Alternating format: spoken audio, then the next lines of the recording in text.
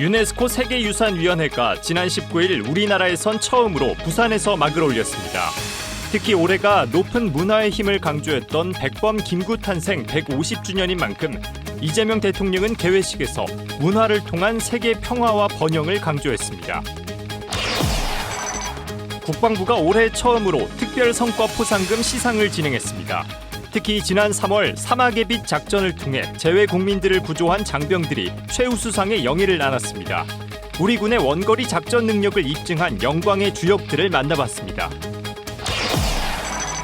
온라인 공간에서 확산되는 허위 정보와 혐오 표현이 우리 사회를 흔드는 새로운 안보 위협으로 떠오르고 있습니다.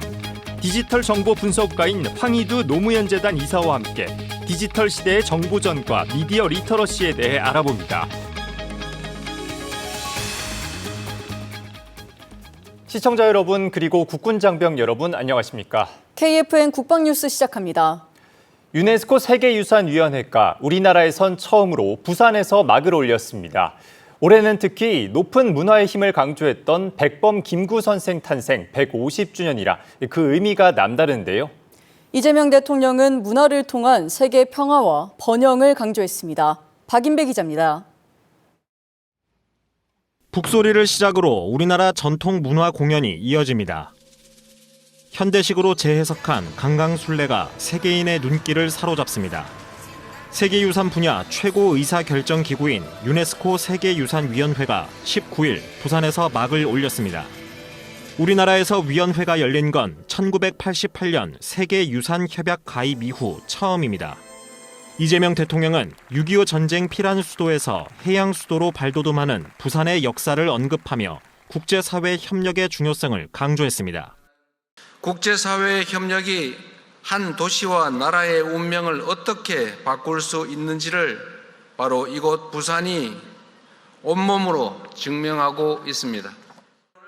백범 김구 선생 탄생 150주년인 올해 우리나라 부산에서 열린 세계유산위원회는 그 의미를 더하고 있습니다. 평화의 방벽을 인간의 마음속에 세워야 한다는 유네스코 헌장의 정신은 김구 선생이 꿈꿨던 문화 국가와 맥을 같이 합니다. 유네스코 헌장의 정신은 문화로 평화를 구현하고 인류의 화합을 이끌고자 한 백범 김구 선생의 통찰과 정확히 같은 곳을 가리키고 있습니다.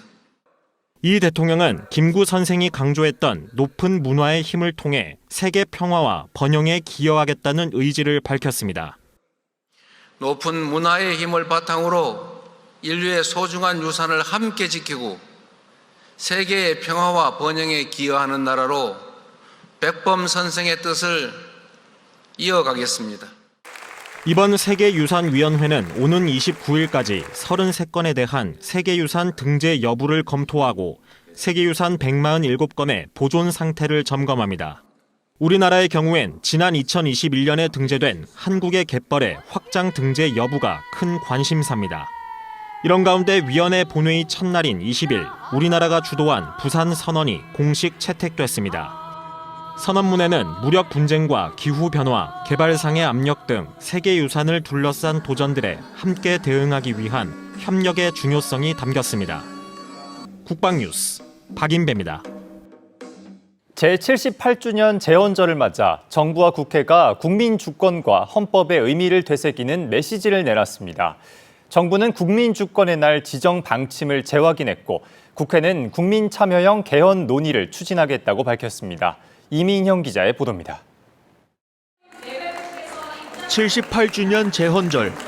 이재명 대통령은 지난 17일 청와대에서 열린 대통령 직속 비체위원회 출범 행사에 참석해 국민주권과 헌법의 의미를 강조했습니다.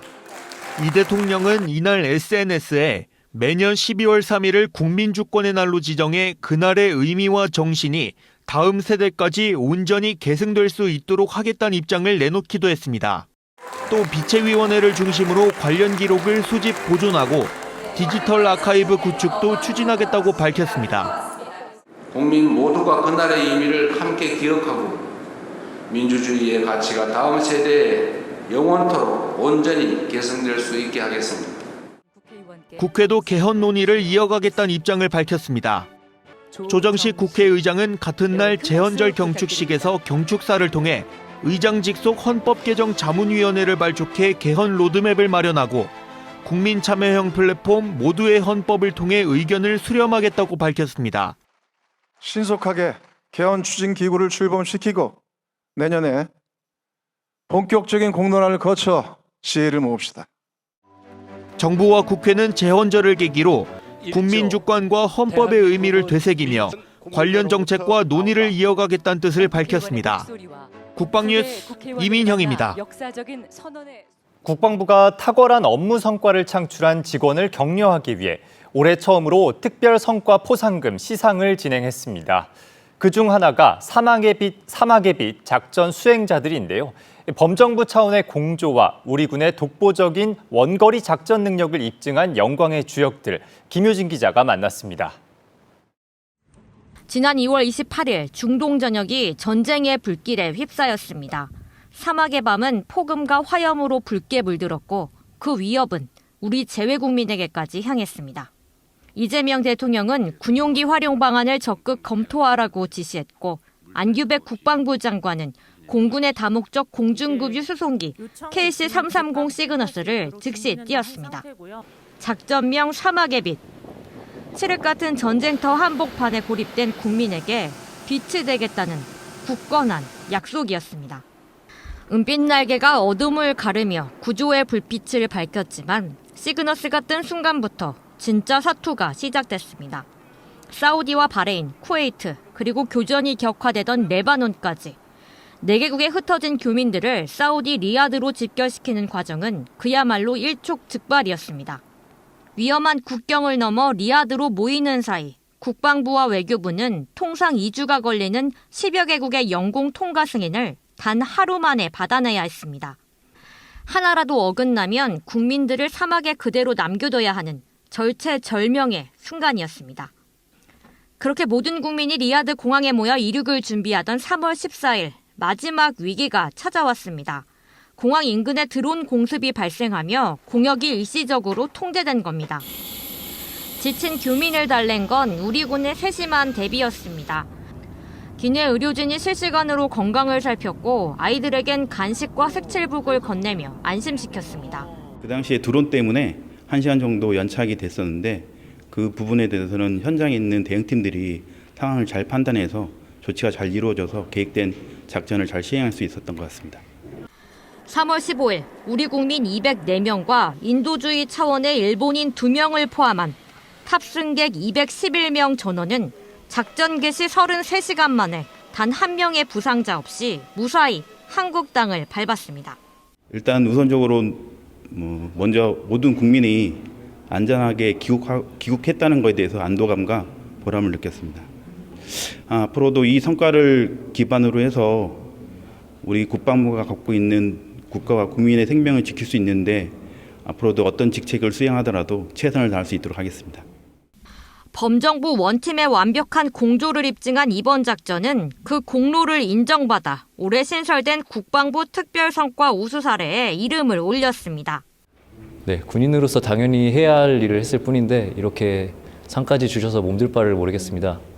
네, 앞으로도 대한민국을 지키는 가장 높은 힘인 공군으로서 또 국민의 재산과 생명을 보호하는 국군으로서 언제든지 유사한 상황이 발생하면 출동할 수 있도록 항상 훈련하고 대비하겠습니다. 가장 캄캄했던 사막의 밤을 밝히고 무사히 돌아와 환한 웃음꽃을 피운 백조의 날개. 물 위로 보이지 않던 백조 시그너스의 헌신은 국민의 안전한 일상이라는 가장 아름다운 결과로 이어졌습니다. 한 줄기 빛이 되어 날아오를 준비를 마친 대한민국 국군의 시계는 지금 이 순간에도 24시간 힘차게 돌아가고 있습니다. 국방뉴스 김유진입니다. 적의 공격을 받은 비행단이 다시 작전을 이어가려면 활주로와 주요 시설의 피해를 신속하게 파악해야 합니다. 공군이 해커톤 AI 경진대회를 열고 3분 안에 드론 정찰부터 비행단 피해 분석까지 수행하는 인공지능 기술을 겨뤘습니다. 박준혁 기자가 보도합니다. 적의 공격으로 활주로와 주요 시설이 파손되고 곳곳에 불발탄이 떨어진 상황. 드론이 피해 지역을 짧게 훑고 지나가자 참가팀이 개발한 AI가 화면 속 폭파구와 위협 장애물을 찾아냅니다. AI의 분석 결과가 실제 모의 훈련장에 배치된 정답과 얼마나 일치하는지를 겨루는 방식입니다. 공군이 제8회 해커톤 AI 경진대회 본선을 개최했습니다. 해커톤은 해킹과 마라톤의 합성어로 참가자들이 제한된 시간 안에 프로그램을 개발해 주어진 문제를 해결하는 경연입니다. 이번 대회엔 공군 장병 95개 팀 310명이 참가해 사전 코딩 평가와 온라인 예선을 통과한 10개 팀 38명이 본선에 올랐습니다. 예선에선 X선 영상으로 항공기 부품의 결함을 판독하는 AI를 개발했고 본선 과제로는 드론을 활용한 비행단 피해 평가가 주어졌습니다. 네, 이곳은 피해받은 비행단을 본따 만든 모의 훈련 현장입니다. 참가팀들은 이 드론 영상을 AI로 분석해 피해 현장의 분화구나 불발탄을 확인해 지휘부에 보고하는 절차를 평가받습니다. 드론이 모의 비행단을 촬영하면 영상이 AI 시스템으로 전달되고 분석된 폭파구와 장애물의 개수와 위치가 화면에 표시됩니다. 평가는 AI가 찾아낸 결과를 모의 훈련장에 실제로 배치된 정답과 비교하는 방식으로 진행됐습니다. 치열한 경쟁 속에서 참가 장병들은 그동안 준비한 프로그램의 성능을 마지막까지 점검했습니다. 오늘 이제 드론 조종해서 실제로 시연하는 것만 남았는데 거기에서 잘해서 1등하는 것이 목표입니다.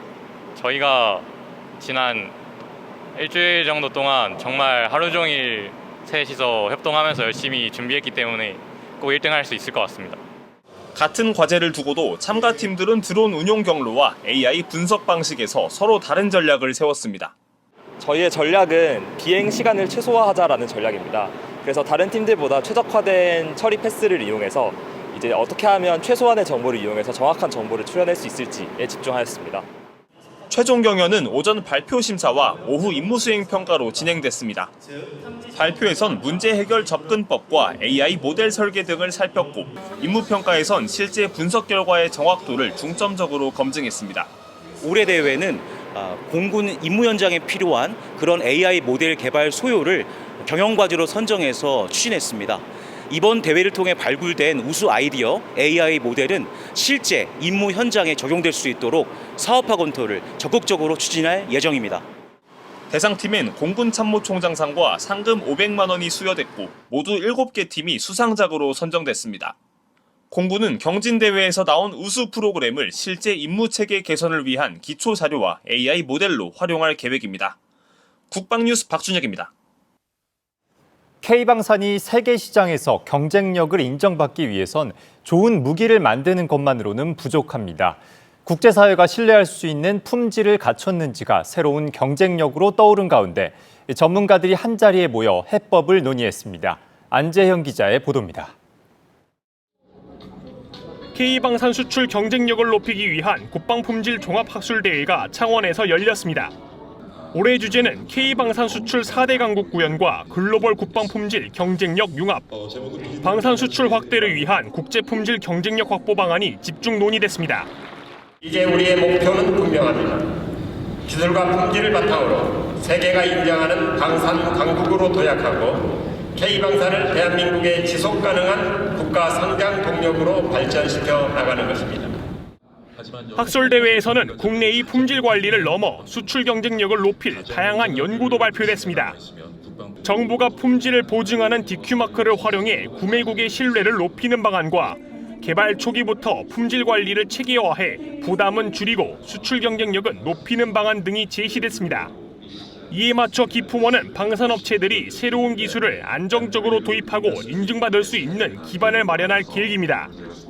기품원은 시험장을 지금 준비하고 있고 뿐만 아니라 인증 관련한 다양한 제도를 만들고 있습니다. 우리 방산업체가 세계 시장을 나아가는데 든든한 지원군이 될 수 있도록 최선을 다하겠습니다. 기품원이 강조하는 품질 경쟁력은 미래 시장을 준비하는 전략과도 맞닿아 있습니다. 대표적으로 앞으로 노후기종 교체와 전력 증강으로 세계 군용 헬기 수요가 꾸준히 늘어날 것이 전망됐습니다. 이에 따라 국산 소형 무장 헬기 LAH도 개발 단계부터 해외 시장과 국제 인증 기준을 반영해야 글로벌 시장에서 경쟁력을 확보할 수 있다는 분석이 제시됐습니다. 이 밖에도 K방산 수출과 국방 품질 인증, AI, 소프트웨어 등 모두 13개 세션에서 53건의 연구가 발표됐습니다. 국방기술 품질원은 앞으로도 국제 수준의 품질 보증 체계를 발전시켜 우리 방산 기업의 글로벌 경쟁력 강화를 지원한다는 계획입니다. 국방뉴스 안전입니다. 육군 과학화 전투훈련단이 오는 9월에 열리는 민간 마일즈 전투 경연대회 참가자를 모집합니다. 이번 대회는 참가자들이 직접 과학화 전투 훈련 장비를 사용해 서바이벌 전투를 겨루는 대회로 오는 9월 19일부터 20일까지 이틀 동안 강원도 인제 KCTC 도시지역 훈련장에서 진행됩니다.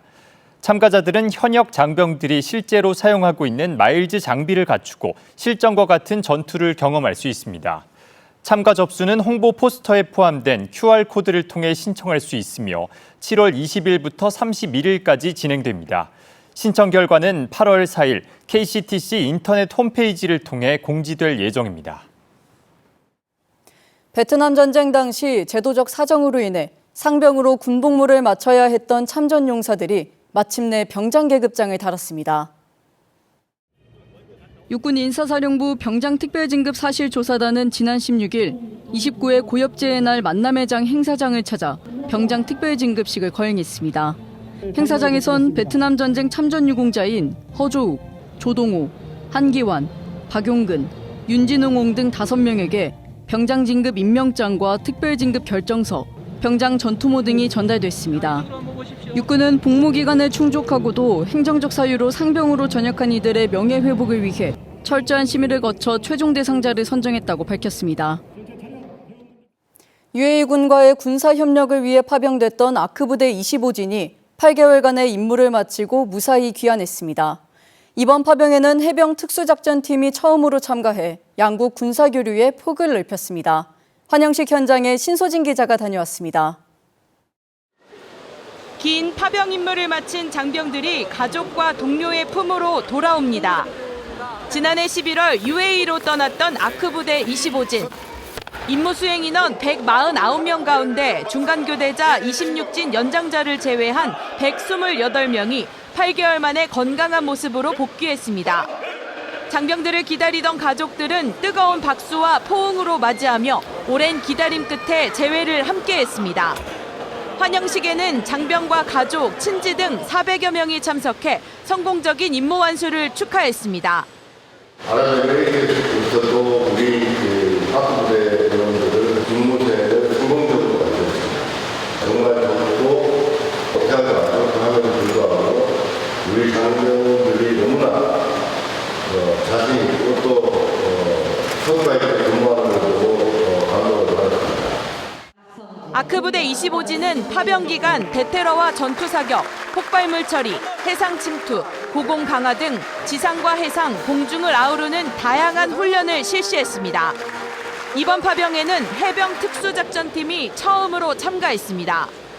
UAE군과 상륙정찰과 근접전투 훈련 등을 함께하며 해병대의 특수작전 역량을 검증하고 연합훈련의 영역을 해상과 연안 지역까지 확대했습니다. 해병대 역사에 남을 의미 있는 첫 걸음을 내디뎠습니다. 특히 UAE군과의 연합훈련을 통해 해병대의 특수작전 역량과 작전 수행 능력을 검증할 수 있었고 앞으로의 발전 가능성을 확인한 매우 뜻깊은 시간이었습니다. 이번 파병은 중동 지역의 군사적 긴장이 고조된 상황에서 진행됐습니다. 아크부대는 높은 수준의 부대 방어와 군사 대비 태세를 유지하며 임무를 완수했고 다양한 위기 상황에 대응하는 능력도 높였습니다. 네, 아크 부대원의 노력과 헌신으로 인해서 우리 이번 성공적인 파병 임무를 완수할 수 있었습니다. 이 자리를 빌어서 부대원에게 정말 감사하다는 말씀과 그리고 부대원들이 자랑스럽다는 말씀을 꼭 전해드리고 싶습니다. 아크부대 25진은 실전적인 연합훈련과 군사교류를 통해 대한민국 특수전 역량을 알리고 양국 군사협력의 기반을 더욱 공고히 했습니다. 8개월간 아랍에미리트에서 임무를 수행한 아크부대 25진 장병들이 무사히 가족의 품으로 돌아왔습니다. 장병들은 재정비 시간을 가진 뒤 각자의 부대로 복귀해 임무를 이어갈 예정입니다. 국방뉴스 신소진입니다. 장병들의 소중한 생명을 지키기 위한 군 자살 예방 정책 방향을 논의하기 위해 민관군 전문가들이 한자리에 모였습니다. 이번 자살 예방 포럼에서는 군 자살 예방 정책의 현주소를 진단하고 현장에서 실질적으로 작동할 수 있는 개선 방안을 모색했습니다. 이채원 기자입니다. 지난 15일 국회의원회관 대회의실에서 군 장병의 생명을 지키기 위한 민관군 협력 방안을 논의하는 제2회 민관군 자살 예방 포럼이 열렸습니다. 국회 자살 예방 포럼이 주관하고 육군본부와 한국자살예방협회 등이 공동 주최한 이번 포럼은 국가 자살 감소를 위한 군 자살 예방 정책 방향을 주제로 전문가들이 한자리에 모여 실효성을 높이기 위한 자살 예방 정책을 논의했습니다. 행사엔 김규하 육군참모총장을 비롯한 국방부와 각군, 보건복지부 등 주요 기관 관계관들과 국회의원, 각계 전문가들이 참석했습니다. 김규하 육군참모총장은 축사를 통해 장병의 생명을 지키는 일은 국민의 생명과 국가 안보를 책임지는 군이 존재하는 이유와 맞닿아 있는 만큼 군의 가장 근본적인 책무라며 예방 체계를 구현해 나가겠다고 말했습니다. 저희 육군은 이 소프트웨어와 하드웨어 방식의 투트랙 전략을 쓰면서 오늘 민간군 자살 예방 포럼에서 나오는 다양한 정책적 제언도 잘 접목시켜서 사람의 가장 소중한 가치인 생명을 보호하는데 육군이 앞장서서 나갈 것을 이 자리를 빌어서 다짐하면서 주제 발표에선 군 자살 예방 정책의 추진 실태와 정신건강 선별 관리 현황을 살펴보고 장병의 위기 징후를 조기에 파악해 적절한 상담과 치료로 연결하는 방안이 제시됐습니다. 특히 정신건강 등으로 조기 전역하는 장병이 군을 떠난 이후에도 지자체와 전문기관의 지원을 받을 수 있도록 관련 제도를 보완하고 군 복무 전후 발생할 수 있는 지원 공백을 줄여야 한다는 필요성이 제기됐습니다. 이어진 지정토론에선 민간군 협업을 통한 통합 지원 체계 마련과 인공지능을 활용한 위기징후 식별, 불이익에 대한 우려 없이 상담과 치료를 요청할 수 있는 보호장치 도입 등 다양한 정책 대안이 다뤄졌습니다. 참석자들은 장병의 정신건강 문제가 군 복무기간에만 한정되지 않는 만큼 입대 전부터 전역 이후까지 지원이 이어져야 한다는 데 공감했습니다. 육군은 포럼에서 제시된 의견을 군 자살 예방 정책에 반영하고 장병들의 생명 안전망을 더욱 촘촘하게 구축해 나갈 계획입니다. 국방뉴스 이채원입니다. 해병대 항공단이 지난 2018년 마린원 상륙기동 헬기 시험 비행 중 순직한 영웅들의 희생과 군인 정신을 기렸습니다. 지난 17일 거행된 마린원 순직자 8주기 추모식에는 유가족과 주일석 해병대 사령관을 비롯한 주요 지휘관, 한미 해병대 장병 등 200여 명이 참석했습니다. 박희보 해병대 항공단장은 추모사에서 국가와 국민을 향했던 고인들의 헌신은 호국 충성 해병대의 튼튼한 날개가 되어 늘 우리와 함께 할 것이라고 강조했습니다. 해병대는 순직자들의 희생이 헛되지 않도록 강력한 항공작전과 전투지원 능력 확보, 안전 분야 역량 강화에 매진하고 있다고 밝혔습니다.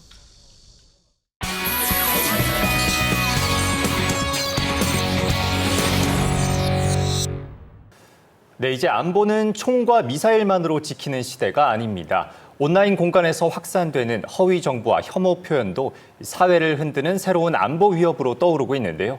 특히 청소년들이 무심코 소비하는 인터넷 밈이 혐오와 극단주의로 이어질 수 있다는 우려도 커지고 있습니다. 그래서 오늘은 프로게이머 출신이자 디지털 정보 분석가인 황희두 노무현 재단 이사와 함께 디지털 시대의 정보전과 미디어 리터러시에 대해 이야기 나눠보겠습니다. 안녕하십니까? 네, 안녕하십니까?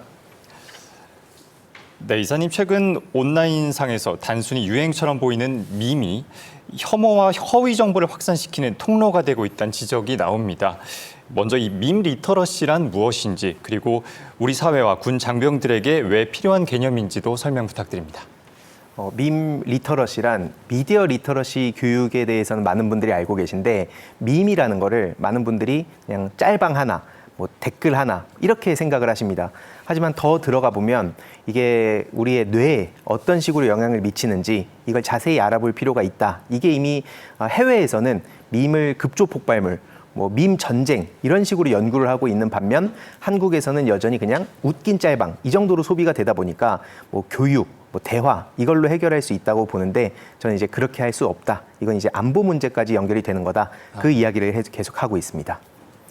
네, 그럼 이사님께서는 이 혐오 표현이 하나의 생태계를 이루면서 빠르게 확산된다고 말씀하셨는데요. 그렇다면 SNS와 온라인 커뮤니티를 통해서 허위 정보와 극단적 메시지가 퍼지는 이 과정이 어떤 구조로 이루어지고 있는지, 그리고 우리는 어떤 점을 가장 경계해야 하는지 궁금합니다.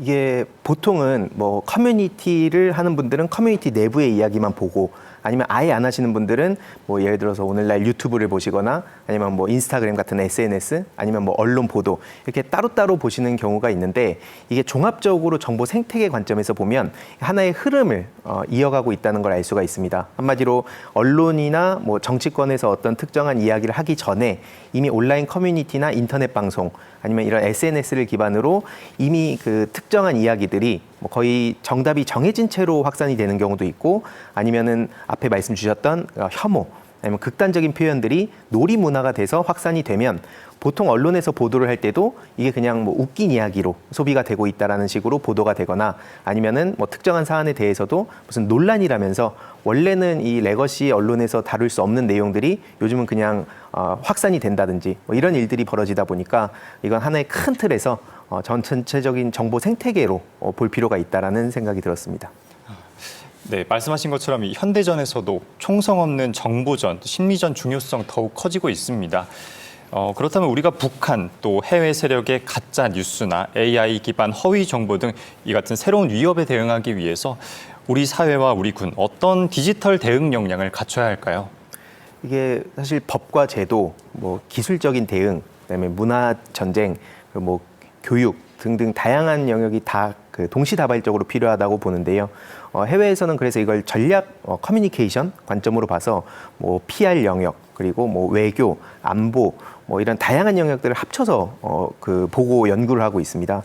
이미 뭐 인지전에 대해서도 다들 아실 텐데, 결국 핵심은 우리 뇌가 전쟁터가 됐다는 걸 많은 국민들이 인지를 하실 필요가 있다. 그러니까 우리 뇌 속에서 지금 어떤 일들이 벌어지고 있는지, 그 뇌를 겨냥해서 지금 해외에선 전쟁의 기술로 어떤 식으로 연구가 이뤄지고 실제 적용을 하고 있는지, 이걸 우리 많은 국민들이 인식하시는 게 제일 중요하다고 생각을 합니다.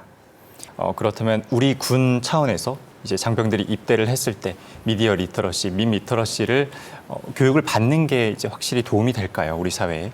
저는 그게 필요하다고 생각을 합니다. 왜 그러냐면 그냥 지나가듯이 놀이 문화로, 그러니까 재미로 접했던 콘텐츠들이 알고 보니 뭐 내 개인 혹은 우리 국가에 어떤 영향을 미쳤는가, 이거에 대해서 인식을 하기 전과 후가 전 달라진다고 생각을 하고요. 결국 이거에 대한 그 개념 정의조차 지금 한국에서는 잘 안 돼 있다 보니까 아까 말씀드렸듯이 해외에 비하면 한국의 연구조차 많이 뒤처져 있습니다. 그러다 보니까 이게 해외에서 대한민국의 이런 영향력 공작을 할 때 우리는 알지도 못하고 당하는 경우들이 있을 수 있다. 그래서 이게 보이지 않는 전쟁이란 표현까지 나오는데, 그 차원에서 우리 장병분들이 함께 대응할 수 있는 역량을 강화하는 게 지금 가장 중요하다고 생각합니다. 네, 그럼 마지막 질문입니다. 또 요즘은 청소년이나 뭐 장병 모두 디지털 환경 속에서 살아가고 있는 시대지 않습니까? 그래서 이 허위 정보와 혐오에 휘둘리지 않고 건강한 디지털 시민으로 성장하기 위해서 가장 필요한 자세가 무엇인지 궁금합니다. 그리고 마지막으로 국민과 장병에게 전하고 싶은 말씀, 한 말씀 부탁드립니다. 예, 이 문제는 뭐 특정한 사안의 뭐 표현의 자유 이야기라든지 아니면은 뭐 혐오 뭐 이렇게 그 개별 사안으로 볼 문제가 아니라 우리 국가 그리고 국민들의 미래가 달린 문제라고 생각합니다. 특히 AI 시대의 프로파간다를 보면 이제 사람이냐 AI냐를 구분할 수 없는 시대로 이미 돌입했고, 해외에서는 이미 기술적으로 이 AI를 활용한 수많은 이 공작들이 가능하다.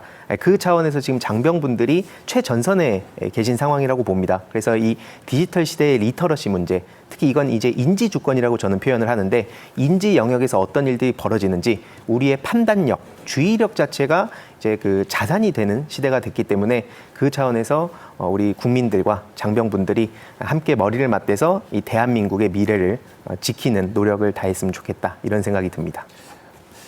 지금까지 황희두 노무현재단 이사와 함께 이야기 나눴습니다. 네, 오늘 말씀 감사합니다. 고맙습니다. 이어서 오늘의 국방단신 전해드립니다.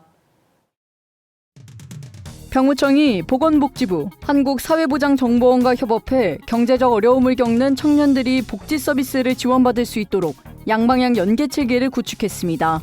이는 병무청이 생계곤란 병역 감면 신청자의 가구 환경을 확인해 개인별 상황에 맞는 복지 서비스를 사회보장 정보 시스템을 통해 의뢰하는 방식입니다. 병무청은 이를 활용해 복지 사각지대를 줄이고 연간 300여 명의 청년이 복지 지원을 받을 것으로 내다봤습니다. 육군 50보병 사단이 경북 예천군에서 발생한 구제역의 확산 방지를 위한 방역작전을 전개했습니다. 이번 방역작전은 사단 화생방대대 제독차 2대가 투입돼 농가와 외부 유입도로를 중심으로 방역을 진행했습니다. 공군 8전투 비행단이 부대 내 어린이집 원생들을 대상으로 화재 대피 훈련과 예방교육을 실시했습니다. 이번 훈련은 화재 발생 시 올바른 대처 능력을 기르고 화재에 대한 경각심을 일깨우기 위해 마련됐습니다.